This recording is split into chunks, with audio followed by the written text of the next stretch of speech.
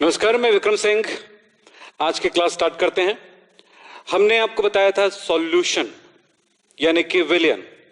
विलियन के बाद अब दूसरा टॉपिक आता है, दूसरा पार्ट आता है उसका न्यूमेरिकल्स। हम उनके न्यूमेरिकल्स को किस तरह से सॉल्व करेंगे, कुछ न्यूमेरिकल इजी वे में बता रहा हूं आपको, और ये न्यूमेरिकल बना लिए तो कैसा भी न्यूमेरिकल आपसे इस टॉपिक से रिलेटेड बन जाएगा। आपकी शुरुआत करा दें, चलो देखें क्या है और कैसे बनेगा। क्वेश्चन आपके पीछे लिखा हुआ है, चाहे जहां से भी देखना चाहें आप देख लें।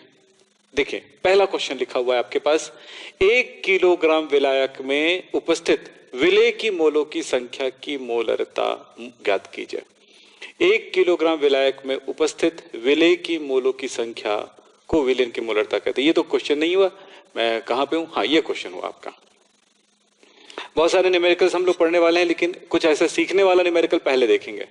तो चलिए, ये एक फर्स्ट क्वेश्चन है आपके पास। वो तो मोलारिटी हुई, मोलारिटी, मोलालिटी, मोल फ्रैक्शन हमने पढ़ लिए, बस इसके न्यूमेरिकल्स बना के देखते हैं। चलो, सिंपल क्वेश्चन। 5 ग्राम NaOH विलियन में घोलने पर 5 ग्राम NaOH विलियन में घोलने पर बने 450 ml विलियन की मोलरता ज्ञात कीजिए।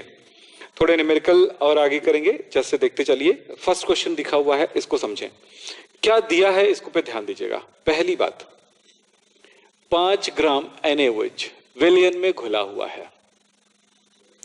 Calculate the molarity of a solution. Solution का मोलरिटी कैलकुलेट करना है। Containing 5 gram of NaOH dissolved in 450 ml of solute.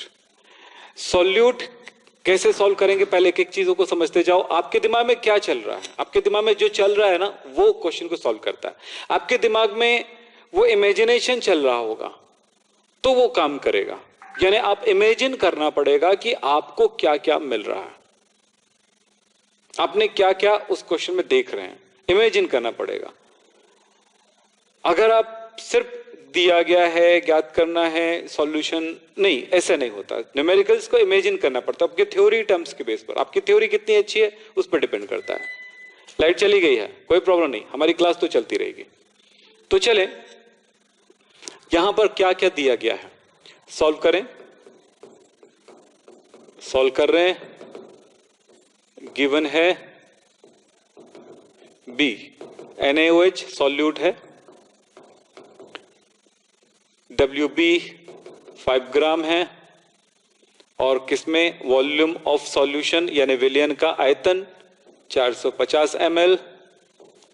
Find करना है, क्या फाइंड करना है, मोलैरिटी फाइंड करना है। फॉर्मूला आपको याद हो रहा होगा, बोलो याद करो फॉर्मूला। कल मैंने अच्छे से याद कराया था सैटरडे को। क्या है, molarity is equal to WB into 1000 by MB into V in ml, और ml में ही दिया है आपका ये आयतन, वॉल्यूम। WB दिया गया है 1000, ठीक है। MB नहीं दिया गया, तो अणुभार निकालना आपको मैं शुरू से बता रहा हूं इस चैप्टर में। तो वह है MB इज इक्वल टू, क्या है, सोडियम का 23 होता है, ऑक्सीजन का 16 होता है, एटॉमिक नंबर, एटॉमिक मास, और हाइड्रोजन का 1 होता है, तो टोटल हो गया 40। हो गया, जवाब मिल गया। क्या है बताओ, WB है 5, तो M इज इक्वल टू, आपने इस वैल्यू को पुट कर दो, 5 इंटू 1000 बाई MB 40 इंटू 450। ये 2 0 तो वैसे ही कट गया है ना। अब बोलो क्या होगा, कितने बार जाएगा ये। अब यहां पर ये हो गया 2, ये हो गया 5, तो ये हो गया 25 भी कह सकते, 5 5 कम 5 5 नहीं 45, ठीक है, ये हो गया। और आपके पास कितना मिल गया, ये 5/18, और 5/18 कितना होगा, कैलकुलेट करो जल्दी से, चलो बताओ जल्दी से कितना होगा।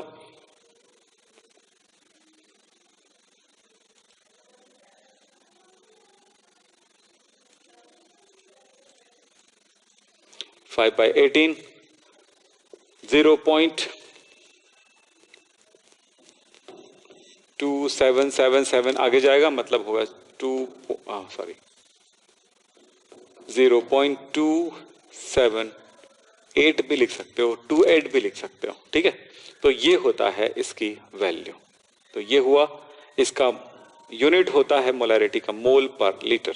ये है आंसर।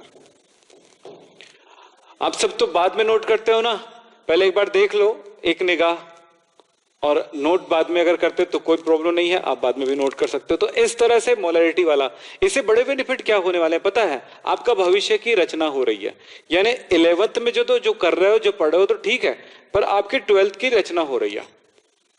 आप 12th को भी बेहतर करने लगोगे, यही एक खास बात होगी। चलो देखें, चलिए हो गया। अब चलो इस क्वेश्चन को आपने देख लिए हैं, इसको कैसे बनाएंगे, आपने कुछ ना कुछ तो सोच लिए होंगे। क्या क्वेश्चन लिखा हुआ है, 75 ग्राम बेंजीन में 2.5 ग्राम इथेनोइक एसिड के मोलरता की गणना कीजिए। यहां पर क्या है,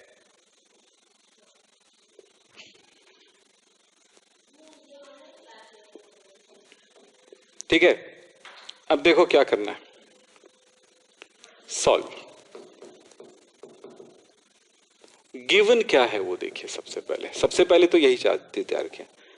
अब यहां पर ध्यान दो, बेंजीन में ये घुला हुआ है, बेंजीन में घुला हुआ है। तो यहां पर दो चीजें आपके पास नजर आ रही है। पहले वाले में क्या था कि आप पानी में घोले हुए थे, पानी में घोले हुए थे, क्या चीज, बी था NaOH। क्योंकि जब आपको विलायक के बारे में नहीं बताया जाता है तो सीधा सा मतलब होता है वो पानी ही होता है, ठीक है। एक मिनट, शोर ज्यादा हो रहा है आज।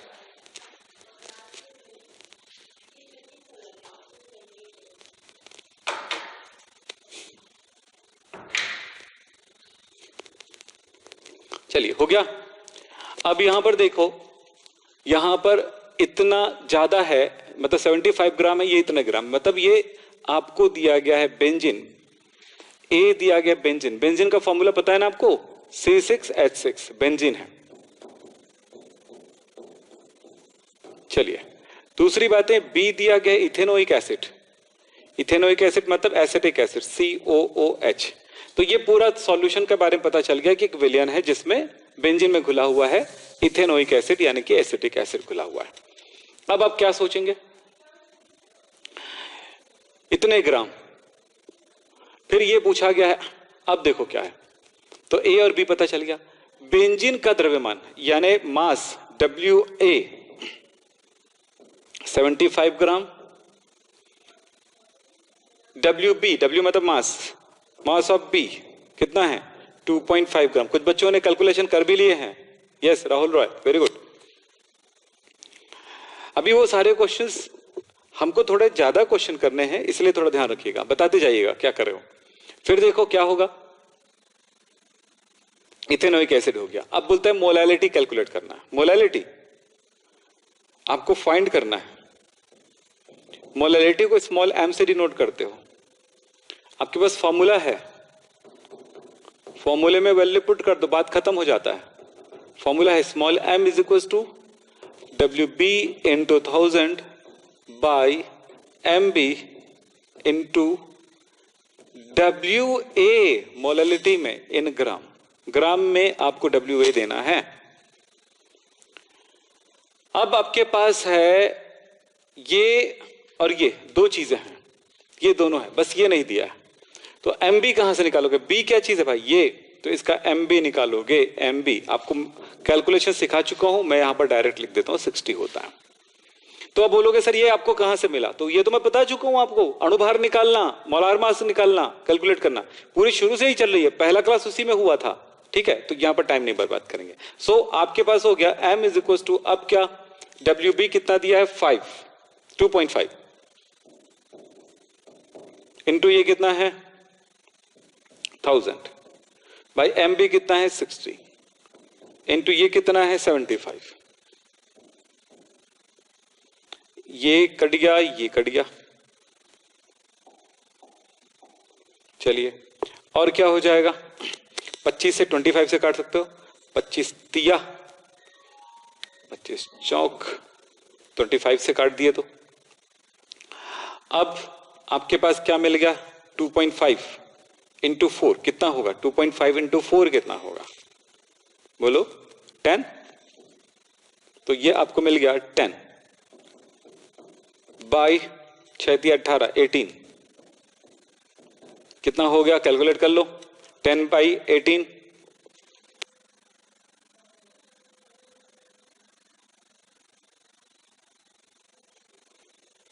0.55, कितना होगा 0.55, यानी 56 भी लिख सकते हो यार, ठीक है, और भी 5 जाएगा आगे, तो मतलब है 0.556, ये होगा मोल पर केजी, इसका यूनिट होता है। तो इस तरह से आपको सॉल्व करते जाना।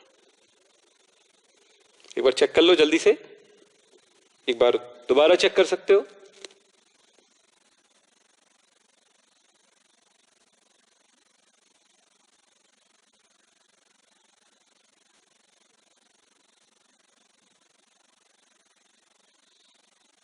हो गया, तो ये है इसका आंसर।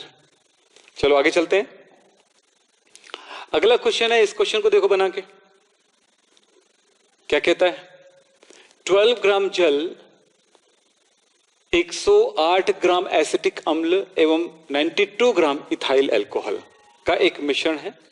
जल, एसिटिक अम्ल और इथाइल अल्कोहल के मोल प्रभाजों की या मोल अंशों की संख्या ज्ञात कीजिए, मोल अंश ज्ञात कीजिए। अब यहां पर जो भी चीजें दी गई है उसको आप ले लो एक बार। मोल फ्रैक्शन की बात हो रहा है, तो आप क्या है, गिवन क्या है,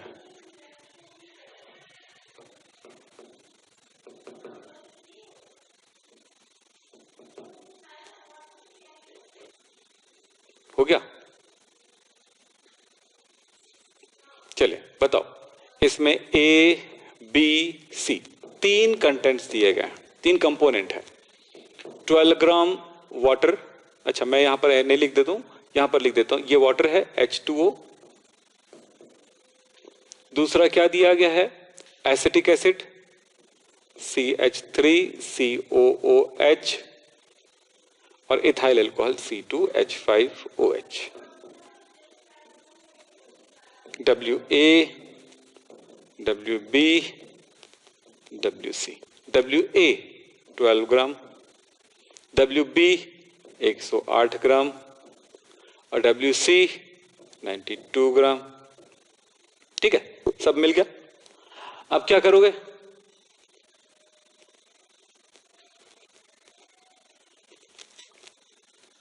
ठीक है,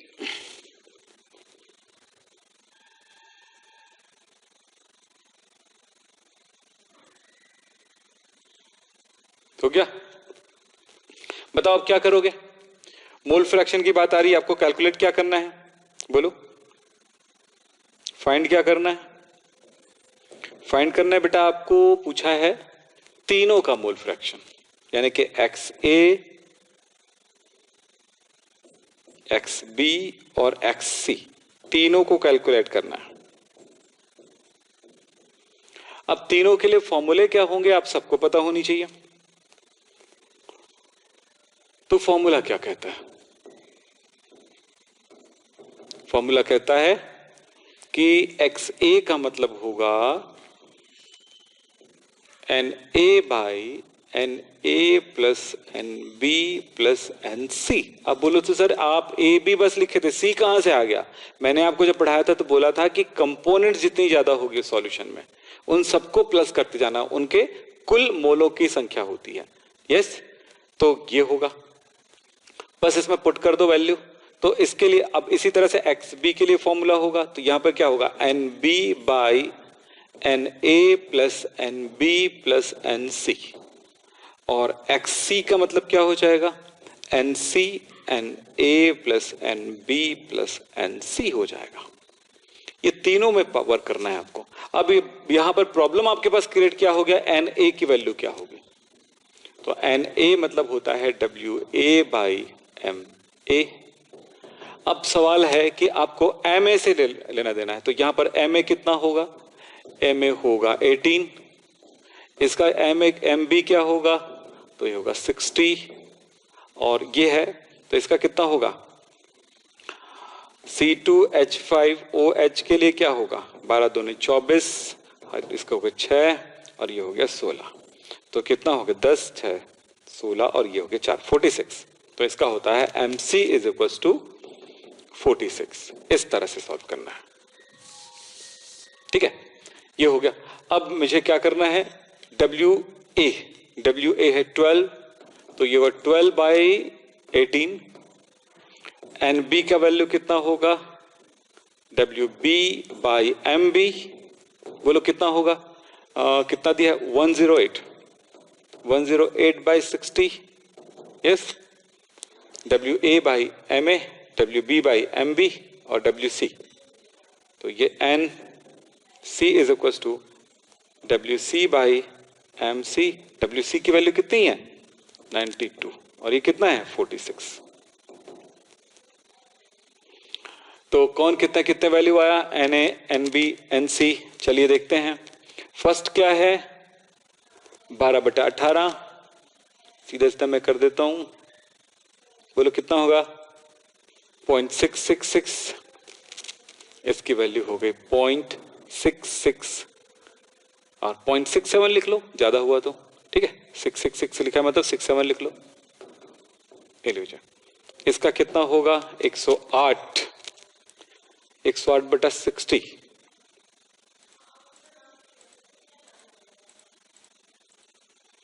1.8 और ये कितना 2 के आसपास जाएगा, 2 ही जाएगा, 92, बोलो जल्दी से कितना आएगा, हो गया 2 किलो 2।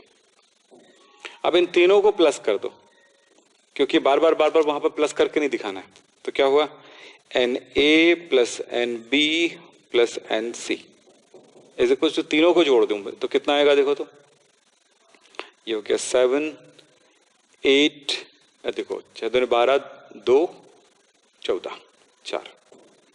अब ये हो गया 1 + 2 + 1, यानी कि हमारे पास हो गया 4.47, ठीक है 4.47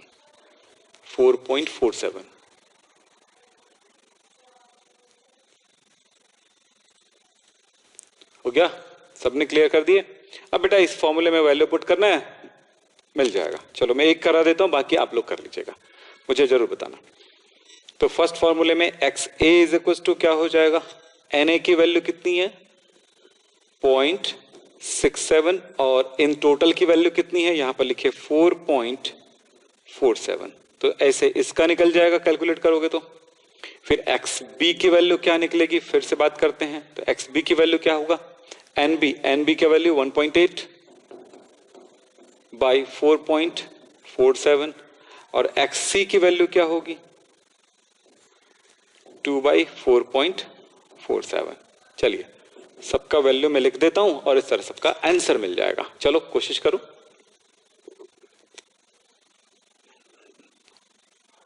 .15 लिख सकते हैं, 0.148 यानी 149 है, तो 149 है मतलब 149, तो हमने 9 को हटा करके इधर 4 को 5 कर दिया। इसकी वैल्यू कितनी है 1.8,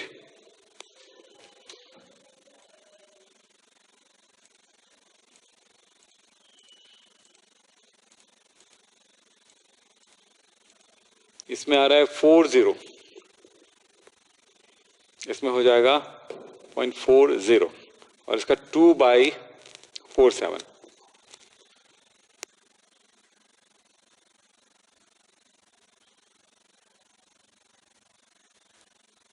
.447 यानी कि 0.45 लिख सकते हैं,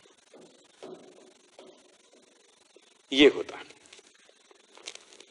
तो ये हुआ सभी आंसर है, एक आंसर यहां पर, एक आंसर यहां पर, एक आंसर यहां पर। सो इस तरह से सॉल्व हो जाता है ये। तो मोल फ्रैक्शन कैसे सॉल्व करना है वो आपको क्लियर हो गया और इसी तरह से आपको काम करना है। तो ये एक प्रैक्टिस होगा आपके लिए, थोड़ा ध्यान रखेंगे, ठीक है। चलिए बच्चे बताना शुरू कर दिए हैं, आप सब भी अपनी तरफ से कोशिश किया करो। तो बाद में आप लोग नोट करते हो, ये अच्छी बात है, क्योंकि उसमें पॉज प्ले करके आप नोट करने की क्षमता होती है। एक बार समझना जरूरी होता है, थोड़ी बहुत पेन चलाना है, थोड़ी बहुत हाथ पर चलाना है, जरूरी है। ठीक है, तो चलिए आगे चलते हैं, आगे की तरफ कुछ एक क्वेश्चन और करते हैं। अच्छे अच्छे क्वेश्चंस हैं, तो आगे बढ़े। हो गया बेटा सबका? ओके, कुछ नहीं करना था, क्या करना था, जो जो 3 कंपोनेंट दिया है, तीनों कंपोनेंट को हमने पहचाना, उसके मॉलिक्यूलर मास हमने कैलकुलेट करा, उसके फॉर्मूले, आपको फॉर्मूला नहीं पता है तो आपको फॉर्मूला, कुछ एलिमेंट, कुछ कंपाउंड के फॉर्मूले आपको याद होना चाहिए। मैं बता देता हूं, कुछ कंपाउंड के फॉर्मूले आपको याद होना चाहिए। तो कौन कौन से कंपाउंड के फॉर्मूले आपको याद होना चाहिए, मैं यहां पर लिखा देता हूं, आपको यूज करना होगा, जरूरत के समय यूज करेंगे। जैसे आपको तो पता ही है ना, जैसे सिंपल मैं बता दूं, H2O पानी का है तो बताने की जरूरत नहीं है, वाटर। इसी तरह से अभी बताया था बेंजीन, C6H6, मिथाइल अल्कोहल,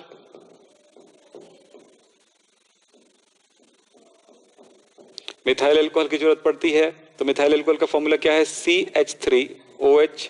कुछ कंपाउंड का फॉर्मूला बता देता हूं ना, ये कैसे याद रखना है, क्या करना है, वो तो आगे की पढ़ाई में क्लियर होगा। अभी जो जरूरत की बात है, क्योंकि वहां पर मेमोराइज करना जरूरी होता है। ठीक है, इथाइल अल्कोहल,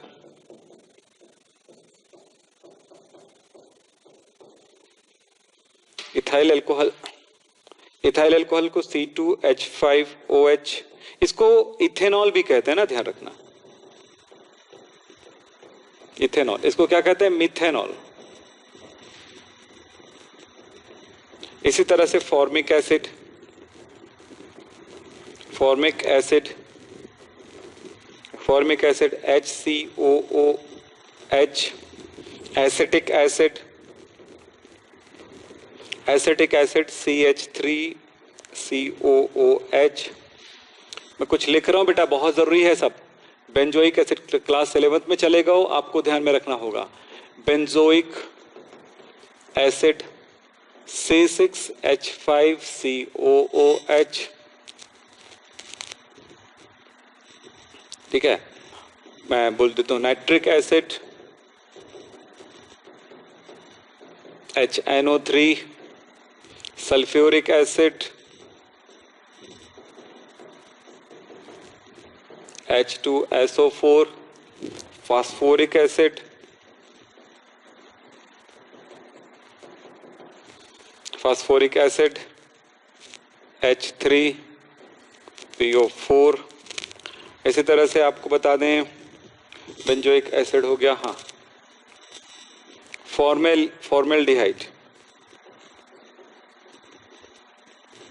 फॉर्मेल्डिहाइड HCHO। इसको, ये फॉर्मेलिन के नाम से आता है ना, फॉर्मेलिन के नाम से आता है, जिसमें फॉर्मेल्डिहाइड में अगर पानी मिला दो, यानी पानी में अगर फॉर्मेल्डिहाइड को घोल दो तो उसको फॉर्मेलिन कहते हैं। एक्चुअली ये 40% सॉल्यूशन होता है। किसका 40%? फॉर्मेल्डिहाइड का 40% सॉल्यूशन फॉर्मेलिन कहलाता है। ठीक है, समझ में आई? मतलब पानी 60 ग्राम है और फॉर्मेल्डिहाइड 40 ग्राम है, तो इसका जो विलेन बनता है उसको फॉर्मेलिन कहते हैं। चलो, और कुछ फॉर्मूला देखते जाते हैं। Acetaldehyde CH3CHO, acetaldehyde CH3CHO। मैं इधर मिटाते जा रहा हूं।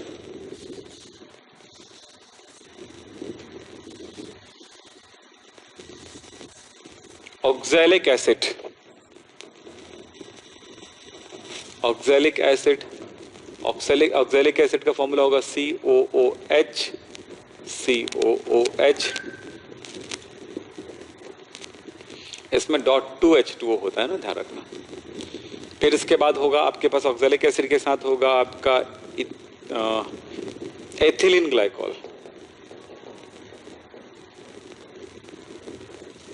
ये सब नाम हमेशा आपके दिमाग में रहना चाहिए, आप प्रैक्टिस करोगे तब होगा। CH2OH, CH2OH एथिलीन ग्लाइकॉल है। आपको जरूरत पड़ती है एसीटोन,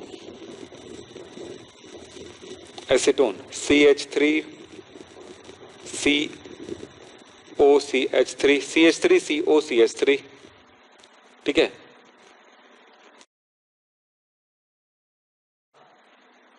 IUPAC सीखना पड़ता है, IUPAC तो बताना नहीं होता है, IUPAC में सीखना होता है, आप सीखेंगे इसका नाम।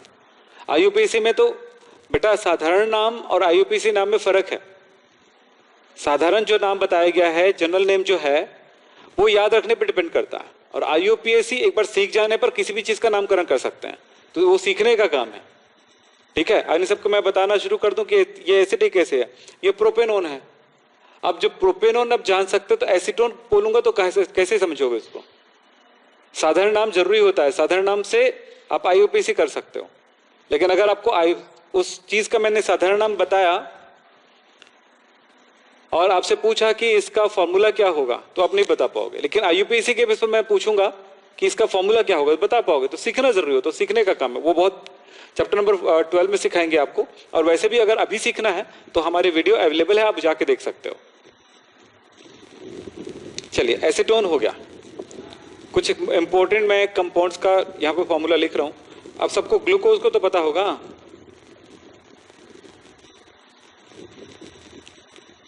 C6H12O6, ठीक है।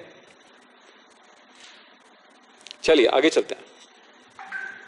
अब एक बार बोल रहे हो कि आपसे सीख लिए हैं, जब सीख लिए हो तो फिर टेंशन क्या है, यहां पे क्यों बताएं फिर, ठीक है।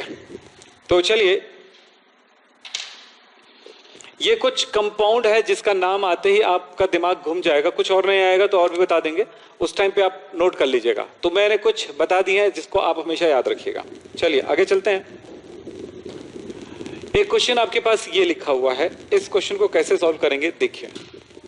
गर्मी बहुत है बाबा, हाँ जी, लिखा है 93% mass volume, mass by volume के बेस पर H2SO4 के 1 लीटर विलियन की मोललता की गणना कीजिए। मोलैलिटी कैलकुलेट करना है। अब यहां पर दो बातें एक साथ आ रही है। समझना यह है कि ये मास वॉल्यूम में दिया है वैल्यू, मतलब थोड़ा समझें, यहां पर A क्या है B क्या है बस समझ जाओ, उसके बाद मैं आपको सारी चीजों को क्लियर करता हूं। ये थोड़ा सा अब हैवी होने वाला है, यानी जितना अभी तक काम किया हो ना वो बेस पॉइंट है, उसके बेस पर बहुत सारे न्यूमेरिकल आपको मिलेंगे। अब थोड़ा सा ट्विस्ट होगा, तब इसको कैसे सॉल्व करेंगे। इनको देखो, देखिए क्या लिखा हुआ है, इसका मतलब क्या है मैं आपको बताना चाहूंगा। पहले तो ये देख लो कि क्या गिवन है। आपको पता चल रहा है कि पानी जो है A है पानी H2O, और B जो है वो H2SO4 है। ये तो क्लियर हो गया। अब यहां पर लिखा हुआ है आयतन, वॉल्यूम, इसका मतलब क्या है, ये पूरा सेट को समझो आप। 93% मास बाय वॉल्यूम, इसका मतलब है कि 100 ml सॉल्यूशन में 93 ग्राम H2SO4 घुला है। तो हम यहां पर क्या करने वाले हैं, देखें, WB 93 ग्राम, लेकिन ml सॉल्यूशन का आपको वॉल्यूम दिया गया है, V दिया गया है। V है इतना 100 ml, V 100 ml है। V मतलब VAB ना, आप मेरी बात समझो। हम लोग लिखते हैं VA plus VB is equals to V, WA plus WB is equals to W। चाहे तो आप इसको AB से भी डिनोट कर सकते हो इस तरह से, और इसको भी WAB से डिनोट कर सकते हो। आप इसको समझ लो बस। तो हमें दिया गया है ये वाला पोर्शन, ये कितना दिया है 100 क्या दिया है 100 ml। अब जो चीज यहां पर लिखा हुआ है उस पर ध्यान देना है। यहां पर है डेंसिटी दी गई है, घनत्व, सॉल्यूशन का घनत्व, डेंसिटी दी गई है डेंसिटी घनत्व, डेंसिटी लिखा ही हुआ है, पढ़ लो। और ये कितना है ये भी बता दें, 1.84 ग्राम पर ml। ठीक है, ये दिया गया। हमें जब मोलैलिटी कैलकुलेट करना होता है तो हमें किसकी जरूरत पड़ती है? WB की जरूरत पड़ती है into 1000 by MB into WA। ठीक है, MB यहां से कैलकुलेट कर सकते हो, MB 98 आएगा, ये लीजिए। अब प्रॉब्लम कहां पे है वो बताता हूं मैं आपको। डेंसिटी दिया गया है, हमें WA कैलकुलेट करने के लिए सबसे पहले सॉल्यूशन का मास कैलकुलेट करेंगे। 100 ml कितना ग्राम है ये पता लगाएंगे। 100 ml कितना ग्राम है, तो 100 ml कितना ग्राम है कैसे पता चलेगा? चलो चेक करते हैं। तो एक फॉर्मूला यूज करना पड़ेगा। फॉर्मूला है D, density is equal to mass by volume. हमें ये कैलकुलेट करना है, तो W is equal to D into volume. D कितना दिया है देखो, D कितना है 1.84 इंटू वॉल्यूम दिया है 100, तो 100 ml कितना ग्राम हुआ बोलो? इस तरह से हो जाता है ये। 100 ml कितना ग्राम हुआ देखो, 184 ग्राम है भाई साहब, देखो, क्योंकि 100 से मल्टीप्लाई किए तो ये मिला। तब हमें पता चल गया है ये कि आपको फॉर्मूला पता है। एक और फॉर्मूला, फॉर्मूला नंबर 2 में आ जाते हैं। ये फॉर्मूला नंबर 1 में था क्या कि W is equal to WA plus WB, तो हमें WA चाहिए। WA is equal to W minus WB, यानी कि WA इज इक्वल टू, बोलो W की वैल्यू कितनी मिली हमको? 184 इंटू WB की वैल्यू कितनी मिल रही है हमें? 93। दोबारा पढ़ना पड़ेगा, एक बार में नहीं क्लियर होगा, समझे? क्योंकि जो बच्चा नई बार पहली बार काम कर रहा है उसको थोड़ा सा कंफ्यूजन लगता है। तो बताओ कितना हो जाएगा?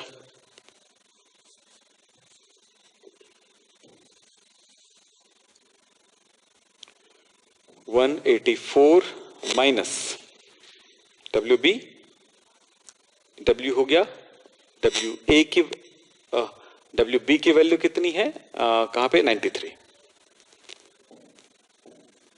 कितना बचेगा? 4 में 3 गया, 1 बचा, 18 में 9 गया, 9 बचा। ठीक है, चलो इसका मतलब है 91। अब formula number 3, formula number 3, small m is equal to WB into 1000 by MB into WA। WA in gram में ही कैलकुलेट किया हमने। चलिए, तो m इज इक्वल टू कितना हो जाएगा? WB कितना दिया बेटा यहां पे? 93 इंटू ये 1000 हो जाता है, फिर ये कितना हो जाएगा बोलो? 98 इंटू ये हो गया 91, WA 91। ठीक है, कैलकुलेट कर लो, जो भी वैल्यू आएगा वो इसका आंसर होगा। चलो, तो कैलकुलेशन तो करने आनी चाहिए, आप लोग करके देखो कितना आता है, बताओ जल्दी से।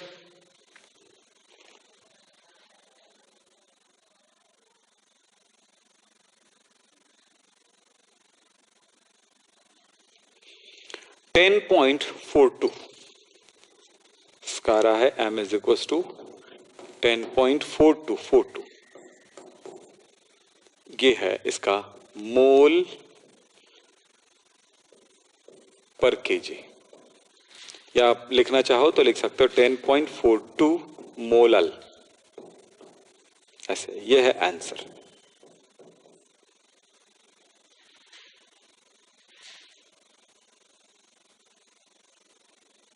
चलिए, हो गया।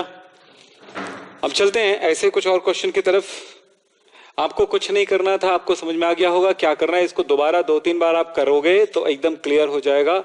आप बोलेंगे 2 बार बताओ, 3 बार बताओ, तो ये पॉसिबल इसलिए नहीं होता है कि हमें और भी कोशिश करने हैं। तो बिल्कुल सिंपल है, आप इस चीज को समझना चाहो तो बस वीडियो को दोबारा करके एक बार देखो तो क्लियर हो जाएगा कि कौन कौन सी चीजें दी गई है। यहां पर अगर ये दूसरे तरह से दिया होता, यानी कि W/W दिया होता, तो हमारा खेल दूसरा होता। एक बार वो भी समझा दूं। चलो, अगर ऐसा हो तो क्या करेंगे। चलो, इसका मतलब क्या होता है। W/W होता तो क्या होगा। क्वेश्चन को मैं थोड़ा सा चेंज कर रहा हूं ना, वेट वॉल्यूम की जगह वेट वेट हो जाता। ठीक है, ये तो दिखेगा नहीं यहां पे, तो यही समझ लो कि ये किस में हो जाता, ये W/W में होता तो क्या होगा। चलो चेक करते हैं। इसका मतलब ये होगा, ये B है 93, तो इसका मतलब ये होता कि W की वैल्यू यानी कि WA plus WB is equal to कितना होगा, 100 होता। फिर इस डेंसिटी का कोई लेना देना नहीं था, फिर डेंसिटी का कोई लेना देना नहीं था। तब हमारे पास क्या हो जाता, WA की जरूरत थी तो हम क्या करते, 100 माइनस WB, तो WB कितना है 93, यानी कि यहां पर हो जाता, यहां पर वैल्यू हो जाता 7। तो सारा खेल, इधर वाला पूरा खेल खत्म, इसकी जरूरत नहीं थी। ठीक है, तो यहां पर आपका पूरा का पूरा यहां पर क्या हो जाता, इस जगह पर आते ही, इस जगह पर आते ही ये हो जाता 7। इसकी कोई जरूरत नहीं थी। अब समझ में आई बातें, इतना आसान हो जाता है। जो भी वैल्यू आती वो आपका आंसर होता, इतना आसान हो जाता है। अब समझ में आई। तो क्या होता है कि क्वेश्चन पे ध्यान देना पड़ेगा आपको, क्या दिया गया, फिर वो इतना ही आसान हो जाएगा। और ये डेंसिटी वगैरह नहीं लिखा रहता फिर उस टाइम पे, इसकी जरूरत ही नहीं थी। ठीक है, तो समझ में आया। तो जैसा क्वेश्चन रहता है वैसे हमको सॉल्व करना पड़ेगा और क्वेश्चन और ज्यादा आसान हो जाता। समझ में आ गया, पूरा का पूरा बन गया, बस इसको कैलकुलेट करने की जरूरत है। तो कैसे क्वेश्चन दिया है, क्वेश्चन को देखते समय बिल्कुल ध्यान रखना है कि वो किस में दिया है, उसका यूनिट क्या बताया गया, ये सब पे ध्यान देना है। तो चलिए, और भी क्वेश्चन है तो ऐसा भी बना के एक बार देख लीजिएगा, इसको हटा दीजिएगा, बाकी सब तो चीज वही है।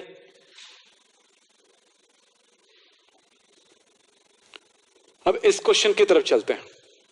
मिथेनॉल के 2m स्मॉल m है जी, 2m सॉल्यूशन, 5 लीटर विलियन में मोलों की संख्या क्या होगी। ठीक है, डेंसिटी भी दिया गया, घनत्व तो दिया गया है इतना। मिथेनॉल का आपको मोलार द्रव्यमान यानी कि मोलार कॉन्सेंट्रेशन भी दिया गया है, मोलार मास भी दिया गया है, मोलर कॉन्सेंट्रेशन नहीं, मॉलिक्यूलर मास भी दिया गया है। तो इसको चलो एक बार ट्राई करते हैं कि क्या कहता है। सबसे पहला काम,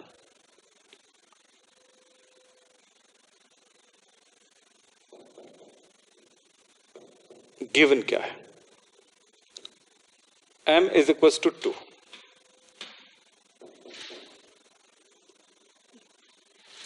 m is equal to 2, molarity, volume is equal to 5 litre, मोलों की संख्या की गणना करना है। ठीक है, और डेंसिटी इज इक्वल टू कितना दिया है, 0.981 किलोग्राम पर लीटर। मतलब सीधा सा मतलब ये है कि यहां पे लीटर में दिया है तो लीटर में, हमको यहां पर कन्वर्ट नहीं करना है ml में। ठीक है, अब कैसे सॉल्व करेंगे इसको, हमारे पास फॉर्मूला क्या है वो चेक कर लो तो अपने आप जवाब मिल जाएगा। यहां पर है molarity is equal to NB by क्या होता है, WA होता है, आपको पता है ये चीज। तो WA यानी विलायक का द्रव्यमान, विलायक के द्रव्यमान के लिए ही काम करना है और कुछ नहीं करना है यहां पे। अब सवाल ये होता है कि हम इसको कैसे कैलकुलेट, तो यहां पर एक और काम कर देते कि NB को क्या करते हैं, WB, फॉर्मूला तो आपको पता ही है, इंटू 1000 करते हैं, 1000 बाई क्या करते हैं, MB इंटू WA करते हैं, ये काम करेंगे। चलो, 5 लीटर है, 5 लीटर है तो 5 लीटर का वहां पर मास क्या होगा, तो V तो दिया है, मास कैसे होगा, W इज इक्वल टू, तो W इज इक्वल टू क्या कर दो, छोटा सा काम कर दो यहां पे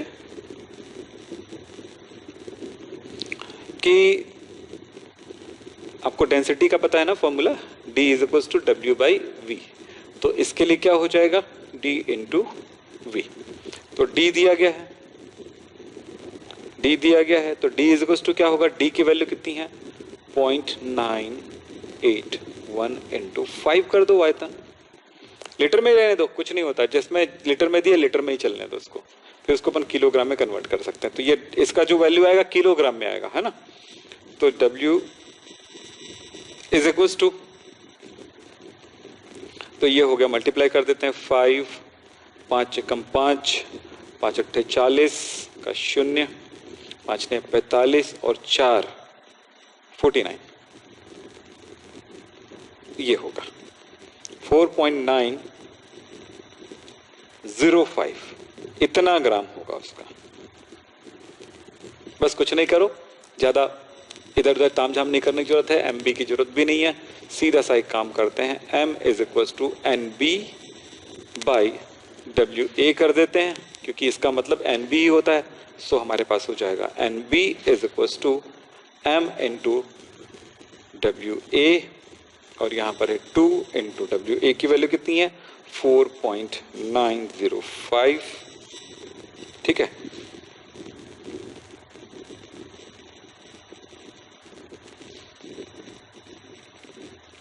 चलिए, तो कितना हो जाएगा 0, 1, 18 का 8 और ये हो गया 8, 1, 9, ले लीजिए 99.8 इसका मोल हो गया। ऐसे करना है साहब, क्वेश्चन पे ध्यान देंगे। चले, हो गया,